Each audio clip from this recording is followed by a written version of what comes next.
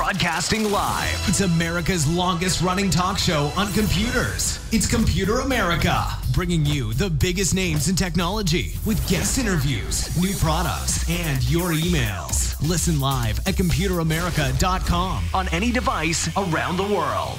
Email the show at live@computeramerica.com or find us on social media. Be sure to check out our website for contests, giveaways, show notes, live video stream, podcasts, and more. You're listening to Computer America.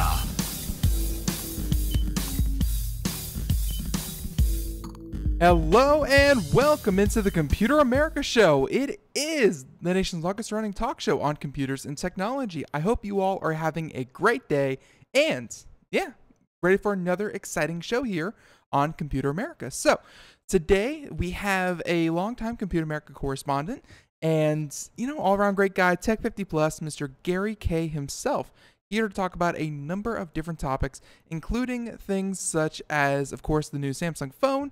As I understand it, he was actually at the event. So, he got to see all those, all those lovely people up there. And, from what I saw, I just saw the, the video stream. And, my God, presenting has certainly changed. It was very dynamic. It was very visual. But you can only spruce up, talking about a cell phone so many ways and still make it interesting. So, I'm glad they at least tried. So, he's going to be talking about that and more. Things like Uber and Lyft and connected home, e-bikes. It's going to be a packed conversation and a packed hour.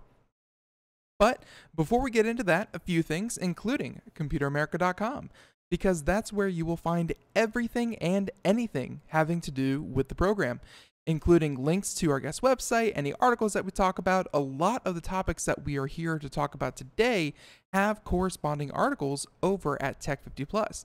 So we've linked to those as best we can, and you can go check those out in the show notes. So if you're driving, if you're busy, if you're checking the show out later, well, it stays up on our homepage for about 10 days or so, 2 weeks, and then it falls off, but it's always archived at Computer America. Just might have to do a little bit of digging.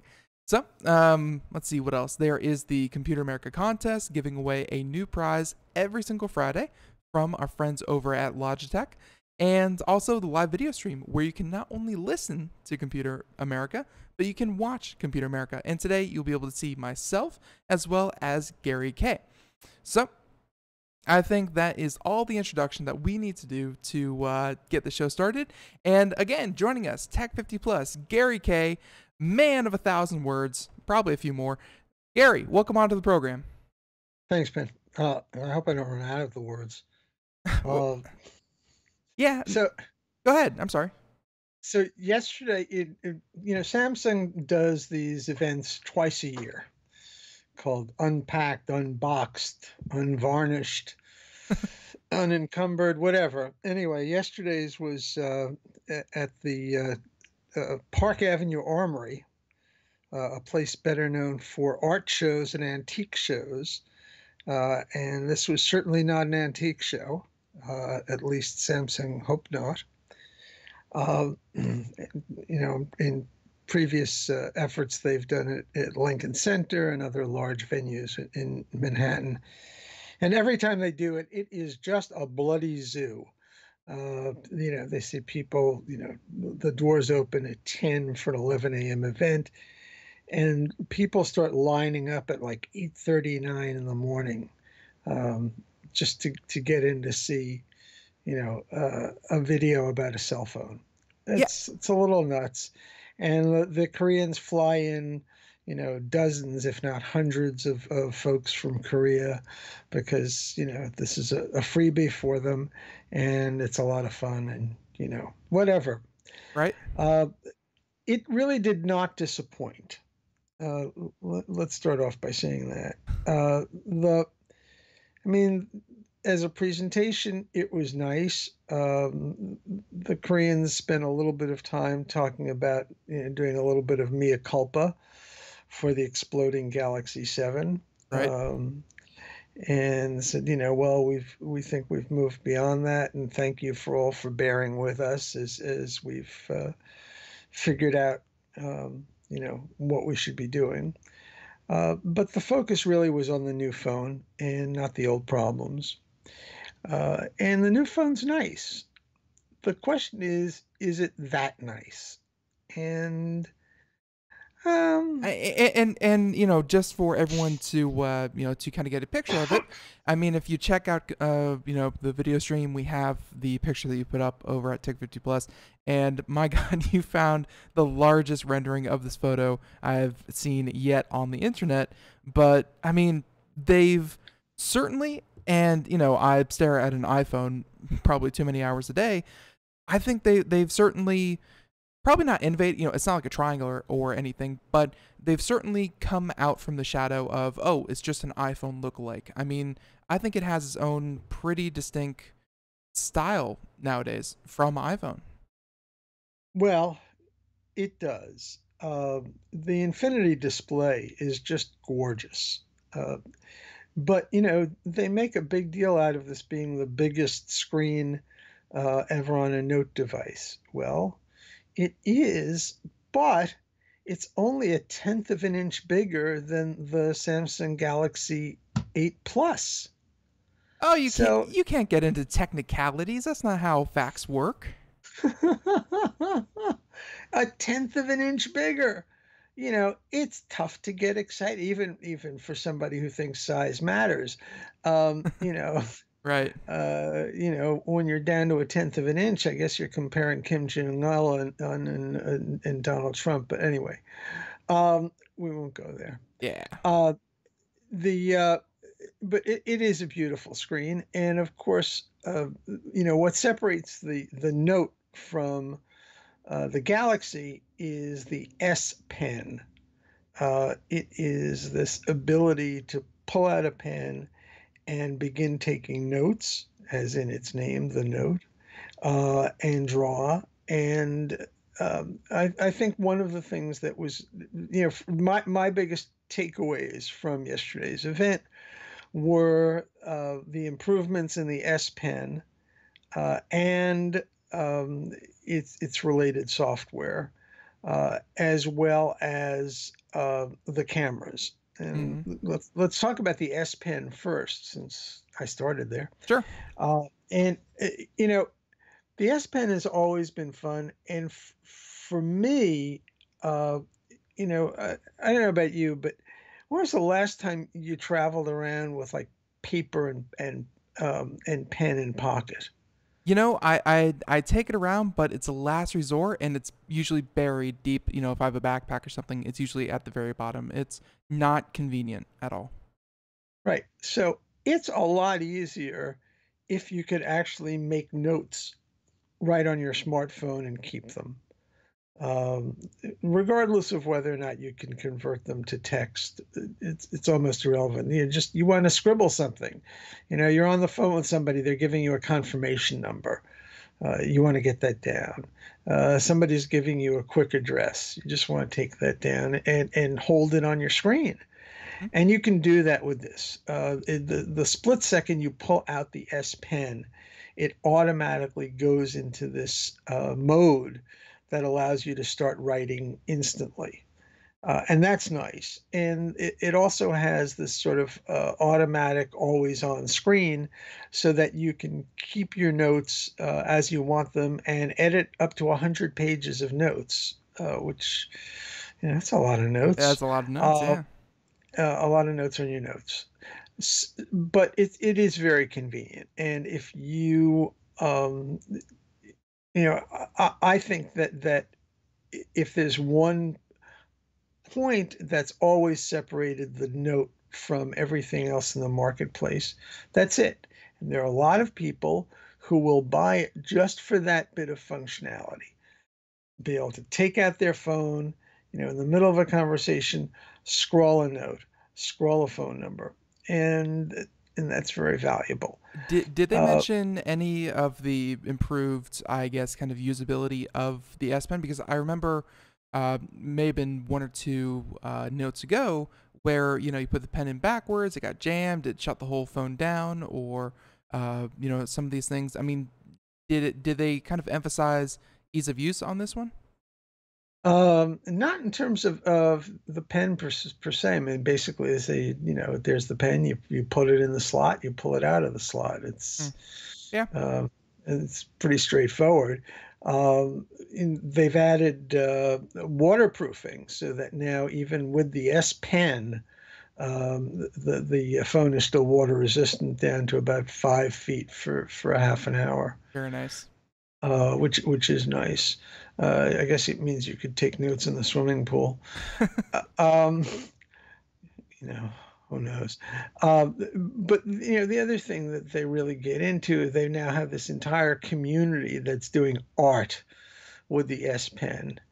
And this is a tiny little niche, but the stuff is really impressive. The new S Pen has a more sensitive point.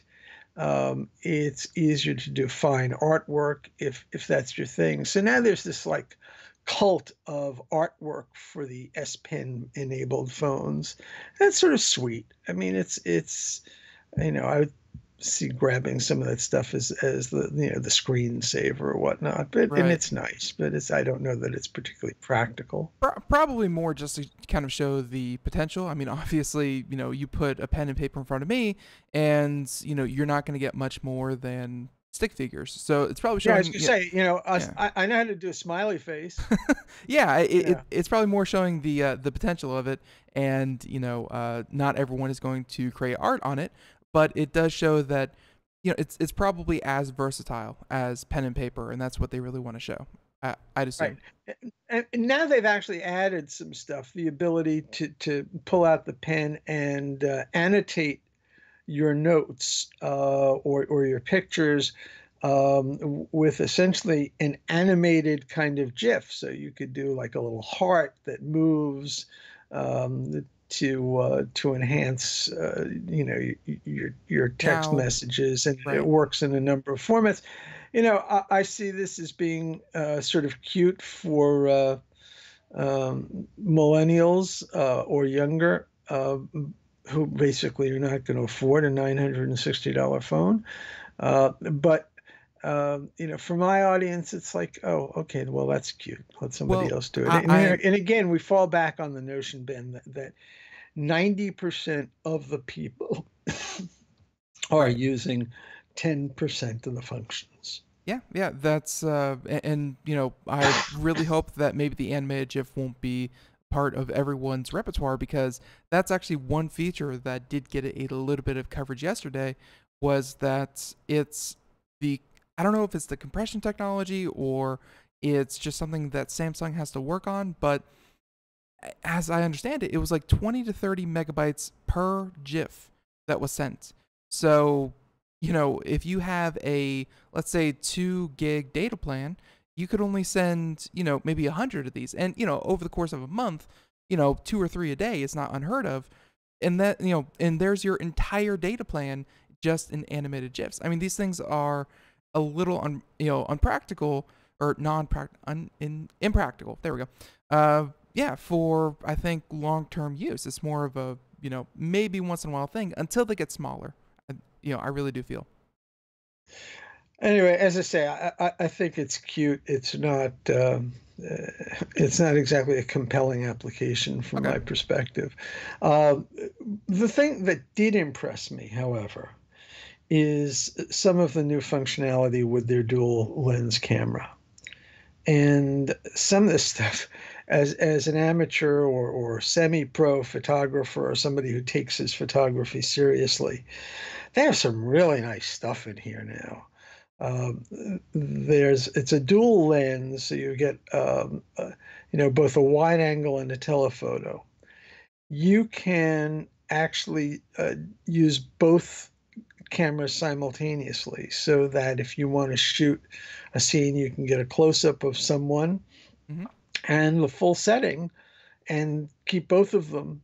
But the both of the 12 megapixel rear-facing cameras have optical image stabilization.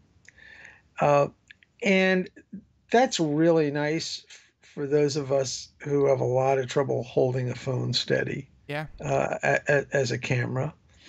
Um, it's Samsung, of course, you never know with a demo, but Samsung demoed their OIS capability with both stills and videos in comparison to the iPhone 7 Plus. right. And again, you never know what they're going to manipulate or how they're going to manipulate stuff going into a demo, but at least what they showed on screen, there were some real discernible differences in terms of image quality, in favor of the Samsung, obviously.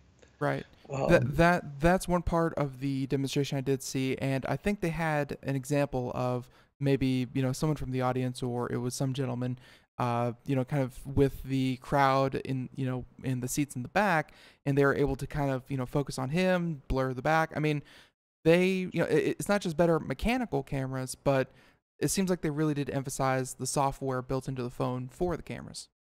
right. So one of the things that they're doing that impressed the hell out of me is that you can not only soften the background or sharpen the background um, at the time that you take the picture, but you can do it afterwards. Yeah. Um, And they had a technology like that. I am forgetting. Lytro, I think, was the.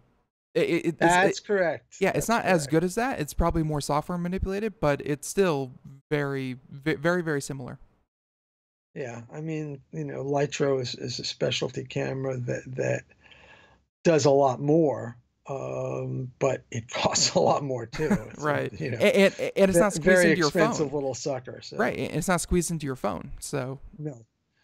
Yeah, so I was really impressed with the camera capabilities. The other thing that I really liked was that you can now take the S Pen and put it over foreign language text, and it will automatically translate into any one of 71 languages or from 71 languages. So if you're looking at a menu, right. you can just capture that and hover over it and translate it. Yeah, and they definitely made that look very, very simple. Obviously, you have to use your phone, take a picture of it. Not even take a picture, but just a live view, and very impressive. Do you think that's going to be something that let's say someone travels? Do you think it's going to be something people are going to remember, or do you think it's just like a feature that in theory works well? Well, when you consider sort of the melding of a number of technologies, including augmented reality, where they've now got it set up so you can use Bixby as well to show a picture. Mm-hmm. Point your camera at a picture of a seafood restaurant in Japan, and it will translate. So you know that you're walking into a seafood restaurant, not a shoe store. Uh, although they both serve sole. Pardon me. Wow. Oh Wait, God, wait, that wait, wait, was wait, so wait, wait, bad. wait. I have something just for this, just for you. Here we go. There we go. All right, go ahead. There we go, the rim shot. All right, I apologize for that. Uh, anyway, I think that's nice, and I think that for those of us who travel, melding these technologies is going to be useful, and I think people will remember them. I think this is something that I, for one, would absolutely make use of. I'm headed to Israel towards the end of the year, Mm-hmm. and I could see taking something like this and using it to help navigate me around Tel Aviv and Jerusalem and so on, where there's not necessarily there is a fair bit of English, but it's usually butchered. So I think this is really a useful function, especially for folks who travel overseas, where you can never get a good translation on the menu. Right. So, So very, very simple, and obviously they showed it in real time, so not half bad. I mean, Oh, and I'm sorry, I cut you off. What else kind of shocked you? Like, and by the way, if you could talk real quick about the presentation, because I saw the video of it. I mean, the presentation itself looked very, obviously eye-catching. Yeah, but I'm getting used to these. Where they've got no, really, you've got the literally the LED floor to ceiling displays, and everything's 360 degrees with multiple screens melding into one another. I Okay. mean, these guys have gotten really sophisticated in these presentations. So it's a long way from where we were when Bill Gates used to get up and demo Windows. I mean, it's just Yeah. it's It, it's not even it's just a it, different world, yeah. and they've gotten these things so slick. But we're used, those of us who do this on a regular basis are just used to it. It's like, It okay, almost looked what are you going like, to do today? yeah, it almost looked like, a Super Bowl halftime show, kind of crammed into a room of, obviously very, very impressive. Yeah, with a As heavy for Korean newcomers. accent. Very true. But speaking of displays, and not just the, obviously the presentation display, but what about the phone display? Because you have here Quad HD plus Super AMOLED Infinity screen, blah blah blah. I mean, there's a lot of words, a lot of buzzwords. What do you think of the display? Because that's a big part of a phone. So, to my mind, we've now reached the point, certainly with the Galaxy S8 or S8 Plus, and obviously even more so with the Note, that these devices have gotten so sharp that they really are effective as multitasking and video viewing devices. And where, a couple of years ago, I'd say, geez, I'd never watch a movie on a smartphone. I just wouldn't do it. Now I'm going, decent set of headphones. I could see doing this on a train. This is big enough for me to immerse. And the other thing I like about it is that the screen is now large enough that you really can multitask. You could run two different windows. You could run a video in one, and an email box in another. It also has this Air app thing that allows you to take advantage of their Edge display. You remember their Edge display? We haven't talked about their Edge display. Yeah, yeah. So you could like set it flat, and you could see the time or something. Well, more than that. Now, I've always thought that the Edge display was, a technology in search of an application. Hmm. But with what they've got with this app Air, is the ability that you can preset on your Edge two apps that you use regularly.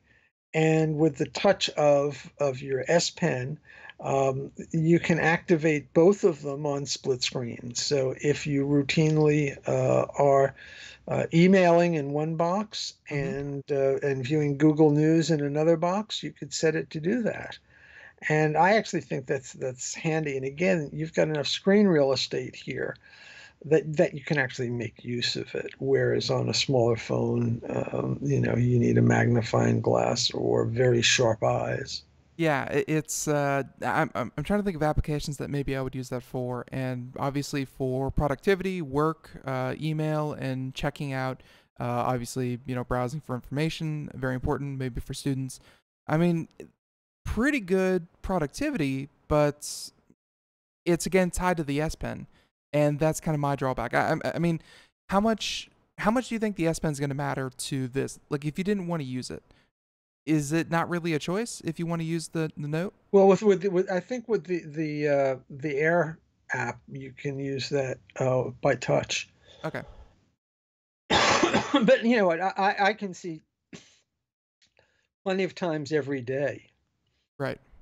when I can use this. How often are you on the phone when somebody asks you to check your calendar? Yeah. I was on with Craig just a little while ago, and I was looking at my calendar, and while I was on the phone, and it was good that I could be looking at both things simultaneously, or similar, do a conference call in one box and reference a calendar or a piece of text in another. So yeah, I mean, I actually really do see the merit in doing this. I see it as more than a gimmick. I really think that it is useful functionality, and I don't say that about this stuff very often. No, because a lot, just like the Edge, as you were saying, it's something looking for an application to to kind of use it with. A lot of phone manufacturers, they make things, and then the ideas come later from other apps. So obviously, very, very cool. So again, just kind of poking through your notes here over at Tech50 Plus. Fast charging. We haven't talked anything about the charging. What's the battery life? What's so big about that? I guess it's 3,300 milliamps, and how long it lasts is your mileage will vary, but it's got the fast charger, so you can get like 75% charge. I don't remember exactly what the numbers are, but if you use their wireless charger, you can get a lot of juice in a very short charge, which is nice. None of these things last long enough. I routinely find that I use an iPhone 7 Plus. I routinely find that most days I'm running out of juice by about 4 o'clock in the afternoon. And my phone is also. But, I like that. But I'm sorry. It's one of those days. The wire. I like the wireless charging simply because I don't like fumbling with the wires. Right. And the flip side of that is that when I'm traveling, it means that I've got to travel with essentially another device and not just a wire. So. I actually heard, I think it was like NPR or something like that, did a special on it, and they were going around asking people, obviously, do you still use your wireless charger? And a lot of people are saying, when it's convenient, as in, when it's at home, next to my bed or something like that. But the majority of the time, people find themselves just plugging it in because, it's easier to carry around a cable than it is another device. And let's face it, they're pretty expensive. So, but they're still doubling down on it. You can still wirelessly charge. I am glad that they got the time down. That was another complaint. It just wasn't as fast as plugging in the cord. So, but you can only talk about batteries for so much. This next one, and for anyone looking at it, the reason I said at the beginning that this has really separated from the Apple iPhone is because if you come from an iPhone, you're used to a home button. And, depending on what Apple announces in the next month or so, that may change. But currently, you're used to a home button that also doubles as your biometric fingerprint scanner. The Note 8, no button on the front. It's, edge to edge, floor to ceiling screen. What does this kind of offer in the way of biometric sensors, that kind of thing on the Note 8? So it's got a fingerprint sensor. It's got iris recognition. Mm-hmm. And it's also got pattern and pin and knock knock and so on. Knock, knock. So you can. Frankly, I'm always nervous about that stuff. I'm old fashioned, and I rely on a pin. I found. I did not try the fingerprint sensor out yesterday. It was like just a zoo to try and get through there.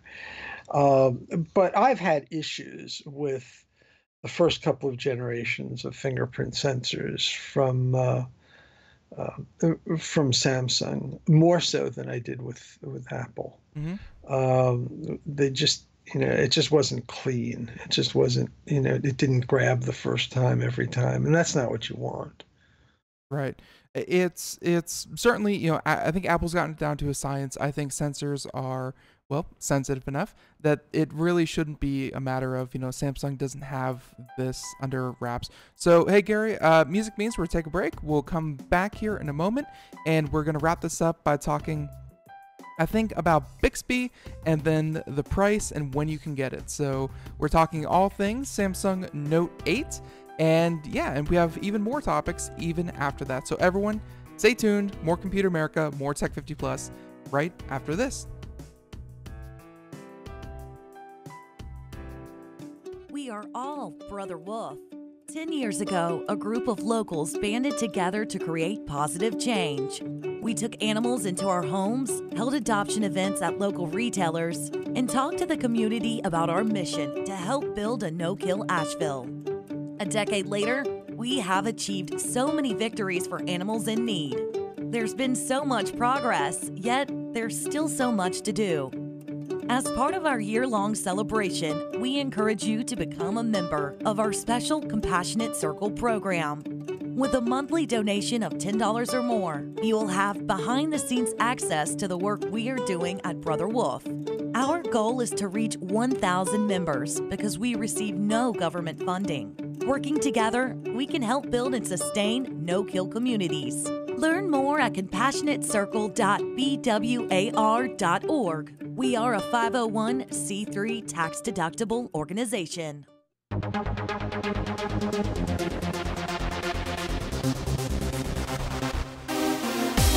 Nice quick break here as we continue on. Computer America, 31 minutes past the hour with Mr. Gary Kaye himself, Tech 50 Plus. Links in the show notes, computeramerica.com, blah, blah, blah.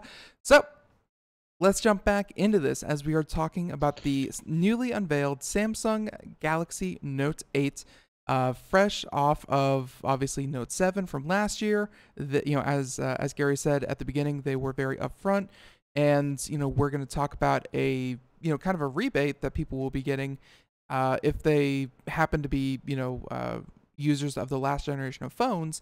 But before we get to that, wrapping up the features and Bixby. Now Bixby, as I understand it, has had a rocky road over the past couple. Oh, well, okay, that's an understatement. A rocky road over the past couple years. They had a lot of trouble bringing it to market. Apparently, they were able to teach it Korean really easily, and then getting it to learn English apparently was, pardon me, a bitch and a half. Yeah, it took them months, and I will confess, Ben, that because it's taken so long, I really have not had a chance to fully explore Bixby, although I dare suppose when I get the Note 8, I will take some time, because when I first got the Galaxy 8, it really wasn't functioning. I mean, there's this button there that says, I'm the Bixby button, but, there ain't no there, or at least there wasn't for a long time. And, the word is that Bixby is a better learner than competitive services. But, until I get a little bit of time to really do hands-on, I can't vouch for that. Right. Let's talk about a couple of the other things. Well, and actually, before we move on to the next topic, the thing I kind of wanted to tie that in with Bixby was that it's not so much how effective is Bixby going to be, but I'm also interested into what partnerships Samsung can kind of parlay Bixby into, because later on in the program, if we have time, we'll be talking about Google, Amazon, Apple HomeKit, blah blah blah. And the convenience of having a digital assistant or a smart speaker, what have you, it's really tied into what features each one has and which one you'll actually use. So, learning's good, but it's also partnerships that Samsung is willing to bring to the table, I think, are right. And so far, we really haven't heard much about that. Whereas we know that Apple, Google, and and even and Amazon, and Amazon are now all starting to sort of tentatively reach out to each other to some extent of interoperability.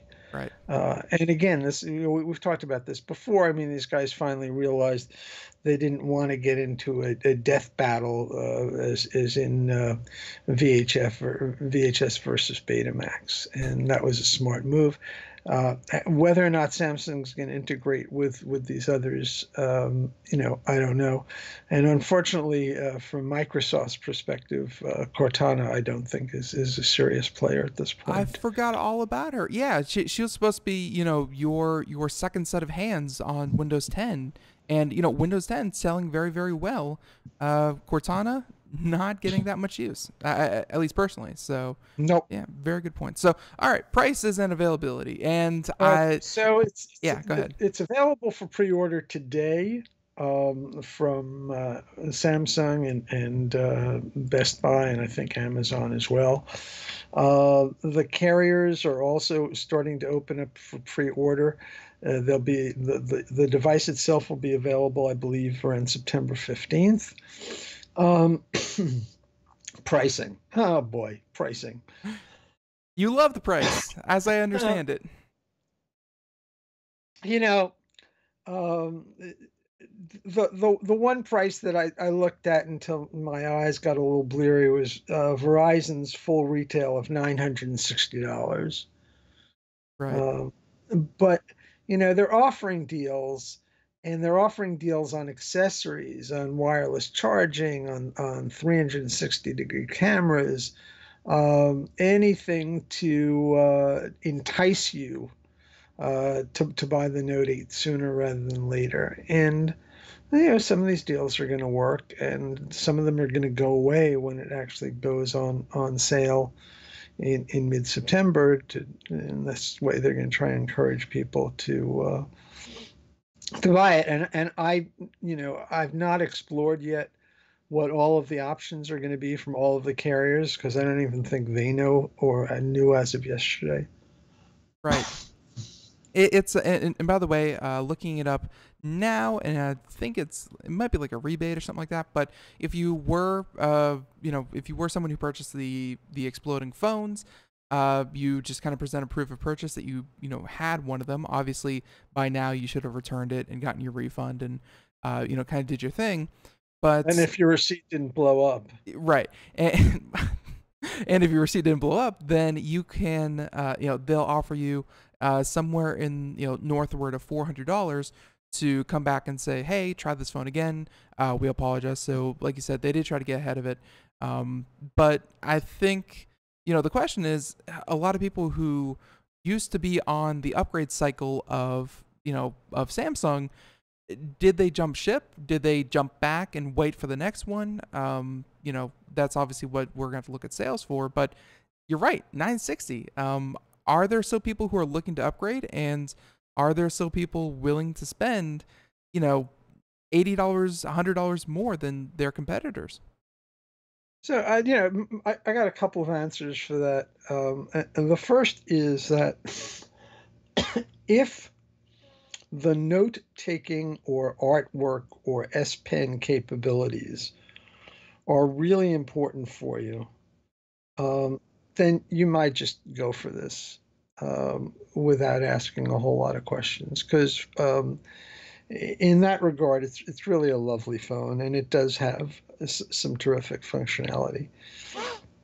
If those are not major concerns for you, it's like, why bother? And a lot of people are going to sit on their thumbs until the new iPhone is out anyway, and they're going to say, well, let's see what's in it. And because at this point, smartphones have been around long enough that I think most people are already embedded in an ecosystem, whether it's, as one of my friends put it, the fruit-based ecosystem or the candy-based ecosystem, Right.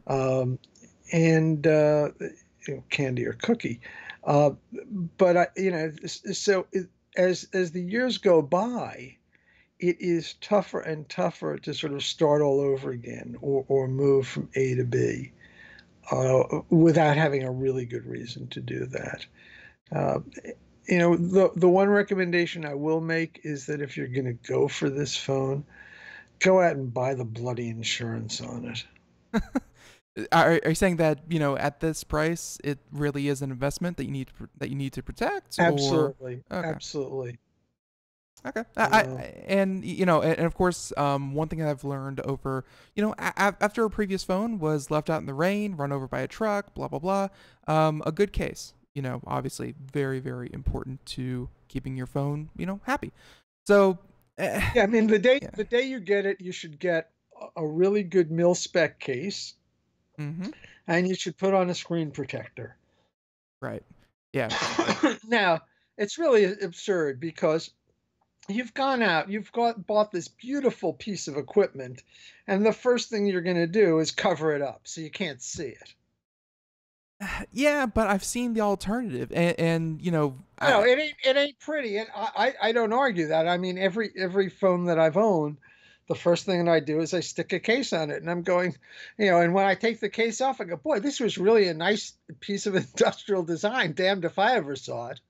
yeah, but it's but when you take it out of the case, a year and a half later, you go, oh, hey, check it out, it still looks good, and that is if only they made those for vehicles. You could just put a whole case over your car and uncase it when it's come time to sell it.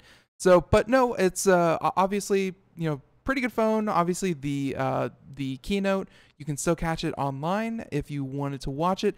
I'll be honest, I watched like a 10-minute abridged version, and I was still falling asleep. You can only listen to someone talk about phones for so long. Maybe the atmosphere at the event was a little bit more excited, but no, it did seem like a good Go phone. online, watch their presentation. They did a really short video that's available on YouTube and available on the Samsung homepage. That sort of squeezes down an hour's worth of garbage, an hour's worth of stuff, Right. into about a 5 minute really snazzy presentation that makes a lot of the key points. I'd go look at that. Right. You know, And I think the last feature I wanted to kind of offhandedly mention was like most Samsung phones, as opposed to Apple phones, it does have expandable memory with a micro SD card, so up to yeah, I mean, you 256. can get 256 gigs worth of stuff. So, onto a micro SD, which, depending on your usage, you're talking about the size of those GIFs before. Yeah. But especially with all of the camera stuff and so on. And, they are now moving into more and more lossless music Mm-hmm. on the number of the phones, including the new most of the new Androids will have some access to lossless music files, and those can be huge.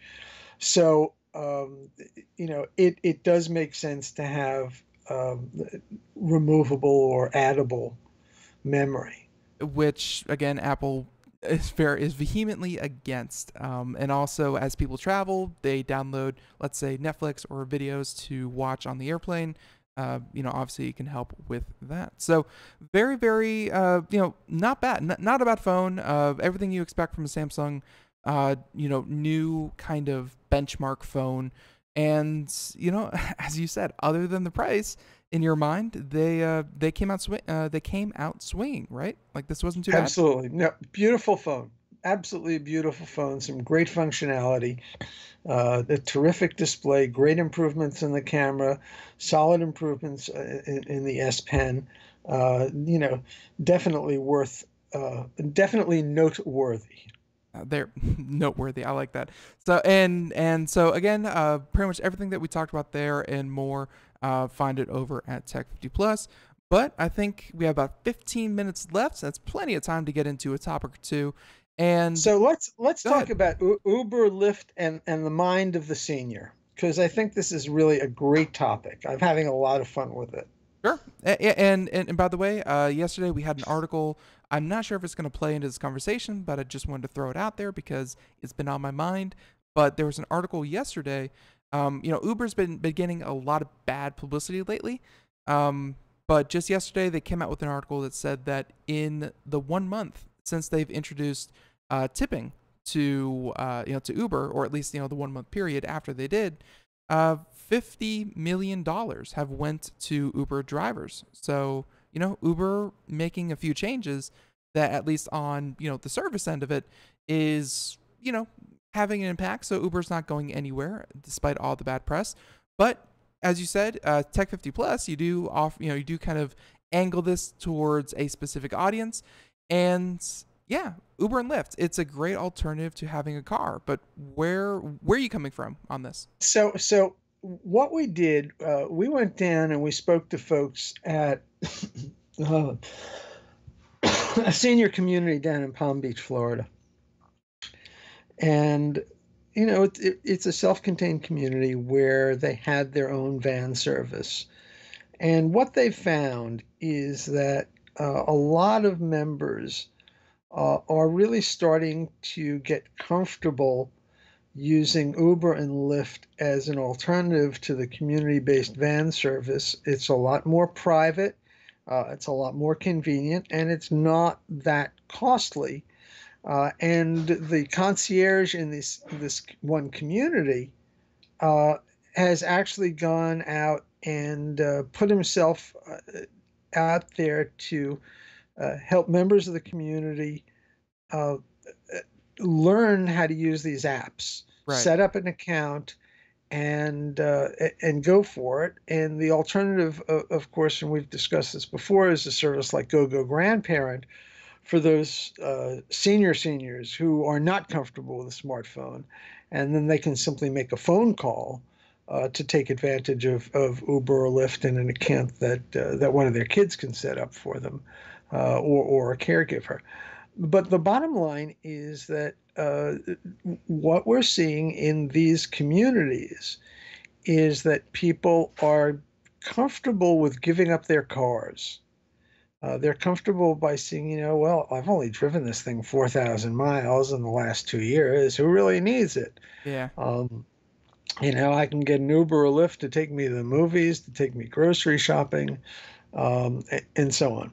Now, this is all wonderful and good, but it's actually posing a challenge for both Uber and Lyft because as they push into the senior market, they are also pushing into an accessibility market. And that's posing an issue for them. A lot of them really don't have a lot of cars that are wheelchair accessible. Mm-hmm.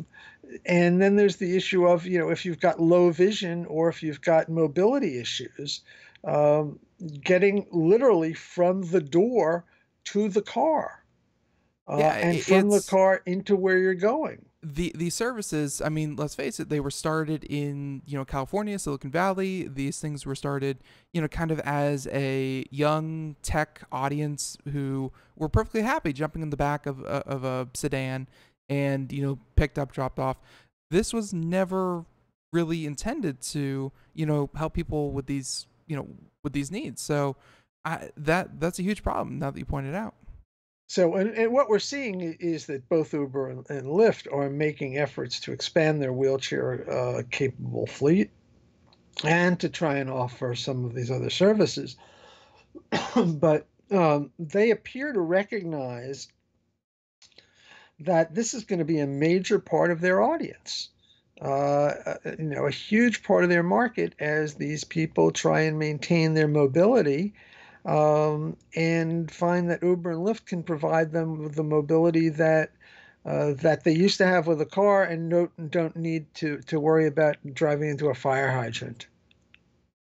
But and I guess my question there is that obviously Uber and Lyft, if you've been following the papers, they don't have really their own fleet. The best they can do, I always assumed, was attract different drivers with different types of vehicles, and then that would be their quote unquote fleet, would be whatever vehicle that they kind of bring to the table. So right, and then right. but they are moving. They are apparently putting money into some wheelchair accessible cars. Now, whether I'm not quite clear on whether they're doing that on their own or whether they're lending the money to drivers or leasing back these vehicles, but they're definitely making a move towards more accessible vehicles.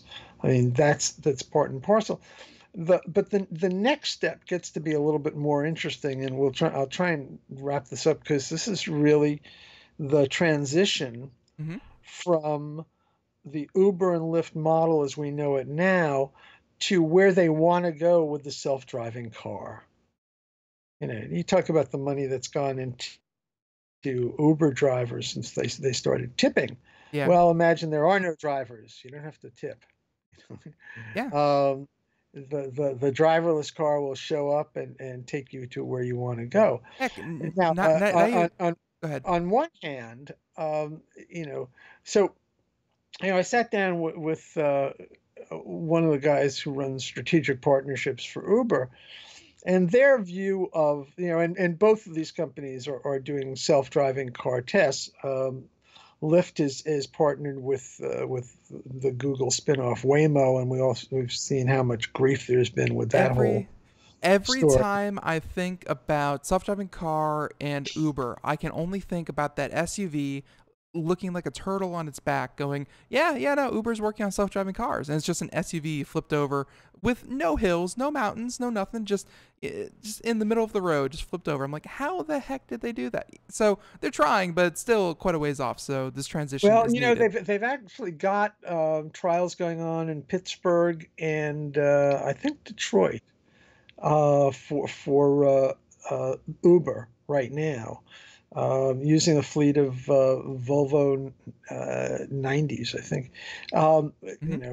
That all looks somewhat strange. But the key is these are not self-driving cars as much as they are pre-programmed cars. So, we raise the issue of, what if there's a bump in the road? Literally, what if there's a bump in the road? How do you deal with it in a rules-based situation? And the answer is you don't. The answer is you only do a route that you've been able to program so you know every inch of that route. You know if there's construction. You Mm. know what the traffic lights are. You know what the traffic conditions are at almost any given time of day. And so I won't say it's cheating, but it is a first step. You'll be able to go from point A to point B, but it's not going to be your point A to point B. It'll be a pre-programmed point A to point B, at least initially, until they really start getting this right. And that's going to be several years out, I'm afraid. Yeah. Yeah, it's certainly looking that way. I know that you said that sounds kind of like cheating. Honestly, I thought that was the way it was going to be. I mean, we already see this technology with highways where it has like lane keep, make sure you don't hit the car in front of you, keep a certain speed. But hey, getting off the Did you highway. see the article this week that how dramatic the accident reductions have been with cars that have a number of these safety features? I have But not, but yeah, no, I assume it'd be pretty high. apparently the blind spot detection, the lane keep, front collision warnings, all of that stuff have dramatically reduced the number of accidents in cars equipped with the technology. So to me, that's very That's the exciting. dream. Yeah, right. That's the point. It's going to get better. And again, as we've discussed, it's going to come from two ends. It's going to come from marginal improvements as the functionality improves. From one year's model to the next. That's yeah. And it'll also come as these guys like Uber, like Lyft, start figuring out how to program these things so it really will be a self-driving or an autonomous vehicle in very, very limited and controlled circumstances. Right. And this is something that Uber and Lyft have both been, kind of saying that this is a possibility, this is what they're aiming for, and then they've said that the driver, the Uber driver, the Lyft driver are not going to be phased out, but rather they're going to change jobs where instead of being the driver, maybe in spaces such as senior care, it'll be, facilitating with, wheelchair accessible, helping them, get in and out of the car, things like that. And then for a younger audience, it would be kind of concierge kind of deal. It'd be, can I help you with anything? Do you need anything? It'd be that kind of thing. So they're definitely taking a look at this and the role of a human in a self-driving car because it's not gone. No, and I think that you're quite correct. I think that, just as we were discussing before, that there are limitations on the services that are provided. You can absolutely envision seeing more of a concierge type service, so that the self-driving car will show up, but there'll be somebody in it to walk to the door to pick up somebody who's elderly, walk them into the car, or take them in that wheelchair and fold the wheelchair up and put it in the car for them and get them out of the car at their destination. And I think that kind of a transformation is the inevitable population age as well. Right. And so yeah, we're definitely seeing a move to that, Uber and Lyft. But let's talk about the service as it is right now. This is something that I personally use when I don't feel like driving or my car's in the shop or what have you. I have no problem using it. What do you think for people?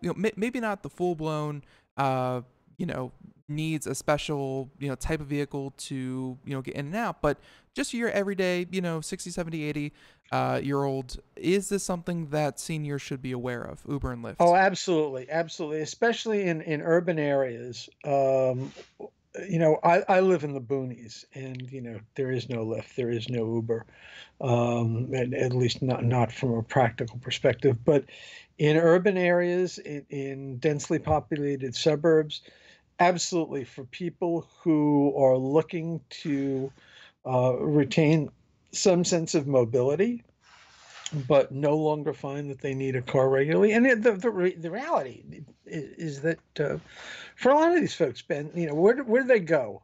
They go to the movies, they go to a restaurant, mostly they go to their doctor's appointments. Mm-hmm. They go to a grocery store. Do you need a car for that? No, you don't. You don't. The Uber, the Lyft, they're going to do just fine for you. You need access. You don't need your own car. Exactly. And you don't need to be paying for insurance rates that are just going to go, higher and higher. The older you get, the more that you drive into fire hydrants or trash cans. Right. And then, we talk about maybe an Uber or Lyft. I don't know about you, but personally, I get notifications every couple of weeks, saying, hey, 50% off all your rides. Here's a $20 credit.